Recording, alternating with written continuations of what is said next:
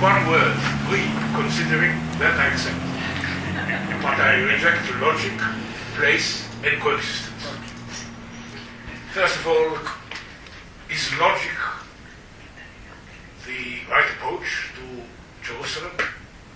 I think that yesterday when we stood facing the Western Wall and the Arab Sharif area, you feel that, I think I felt, but maybe you also, that the logic doesn't fit to this. Absurd does. So maybe the absurdity would be better termed as logic than logic. And this is I think, an important element, because one approach that we always have as scholars is to analyze. I think this is a logical question, let's define it, and therefore, if there is a good definition, there must be a good solution. It doesn't work. That's where my pessimism comes. You see, because first of all, we don't ask the right questions, but what we're doing all the time is having excellent solutions, seeking good questions. And that's the enigma of Jerusalem. It's beautiful answers. Each one of the optimists have an excellent answer, but they never ask, what is the question?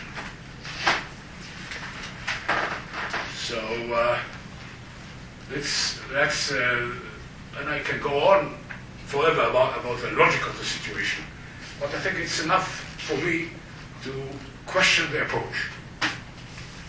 And whether or not there might be a different approach. Maybe it should be an approach coming from absurdity. Just the other pole. Jerusalem is an enigma without a solution. What does it mean? It doesn't mean that we cannot coexist. The term I'm going to demolish later. But to seek a solution maybe is the wrong approach.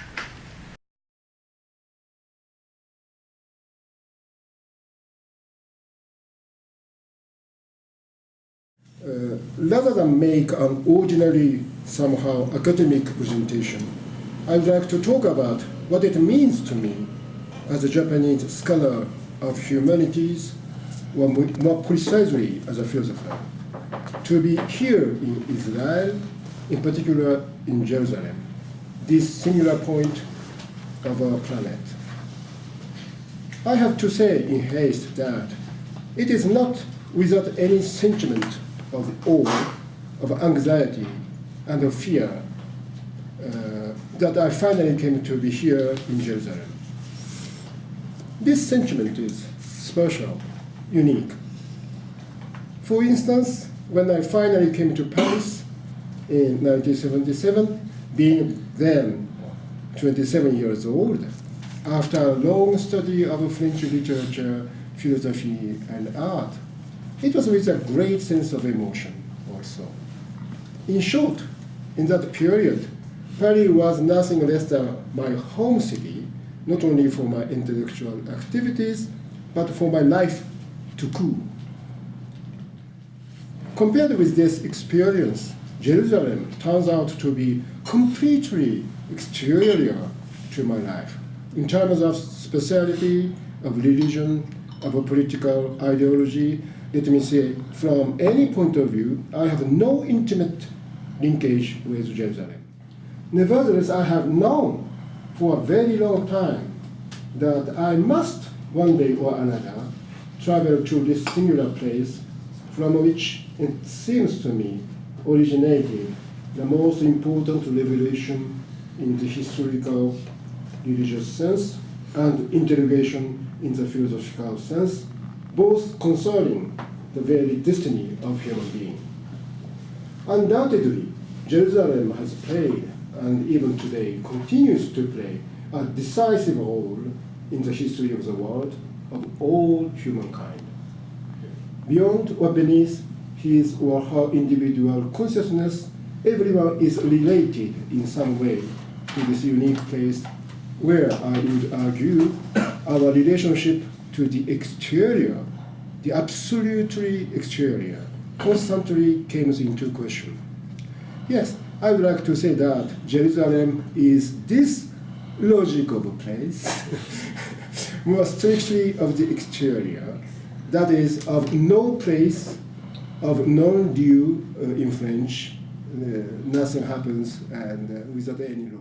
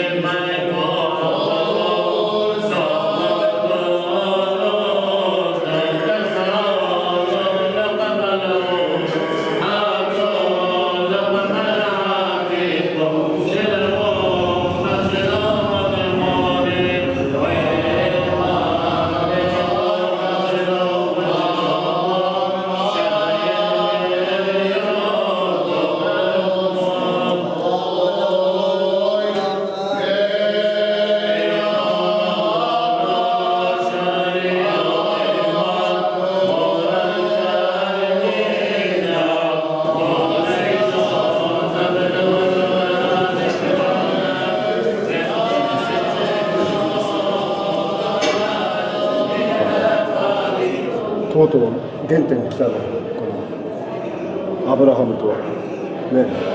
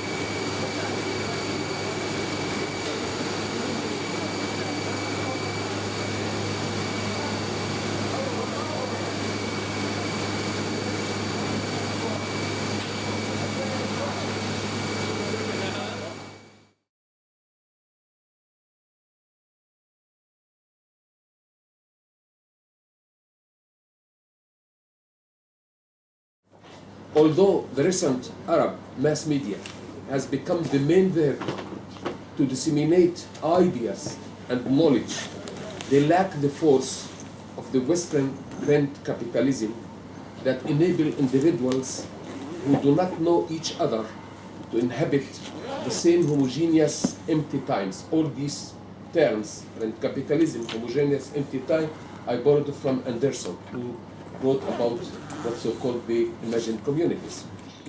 So just I want to give you some example from Gaza. I visited last time in Gaza February to April of last year. And all the time in the main street of the Gaza Street, young people came to me to speak in English, mostly Fatahawi. How is Hamas? I said, I don't know, anyway, I can walk now. He said, Hamas is dangerous, Hamas kills the people. Okay, maybe they kill the people, but they didn't hurt me. I don't want to support Fatah, I don't want to support Hamas, but anyway, I'm safe. He said, no. He continued 2 hours and tried to took me to the house, maybe to getting the money from the authority anyway, before like that. Okay, I asked him. First time I visited Gaza is 13 years ago. So no one can speak it. But now you can speak 2 hours in the street. What's this? The schools in Haifa are divided, right? In the Jewish side and the Palestinian side. So how can you share such a common history all together in the education system? We could bring the two narratives on 2 different pages, written by academicians, not who know the materials and to present them to children. It's not only in the first class, in high school we can start with this at least. And to start a debate about these two narratives, to be aware of having these two narratives, of the Palestinian and of the Israeli. The truth, which is true for, valid for one level, is not, maybe, it might not be true for the other level.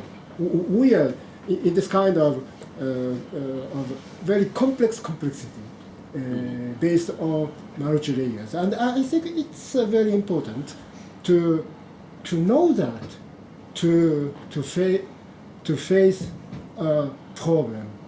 Even if it's a question of one individual, one house, one street, one country, one conflict, maybe there are a lot of layers which are functioning in this problematic.